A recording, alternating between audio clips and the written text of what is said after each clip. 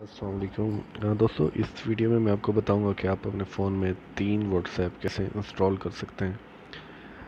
एक तो होती है व्हाट्सएप की बिज़नेस ऐप और एक डिफ़ॉल्ट व्हाट्सएप होता है।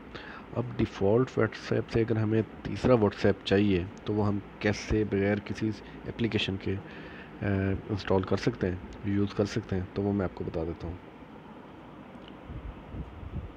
ये देखें, ये हमारा जो डिफ़ॉल्ट व्हाट्सएप है उस पर हमने थोड़ी देर के लिए दबा के क्लिक करना है और ये प्लस का निशान आएगा, इस पर हमने क्लिक करना है।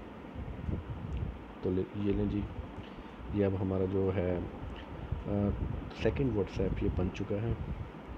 इसको भी आप यूज़ कर सकते हैं किसी और नंबर से, अपने तीसरे नंबर से आप यूज़ कर सकते हैं। तो आगे जो है अब सेम प्रोसेस है दूसरे व्हाट्सएप की तरह, जैसे हम रजिस्टर करते हैं सेम वही प्रोसीजर है। और इसके साथ साथ आपको फेसबुक की सेकंड ऐप भी मिल जाएगी। उस पर क्लिक करते हैं तो सेम वही वर्जन है और वही सेम साइन इन का मेथड है। यहाँ से आप साइन इन होंगे, अपना पासवर्ड देंगे, यूज़र नेम देंगे।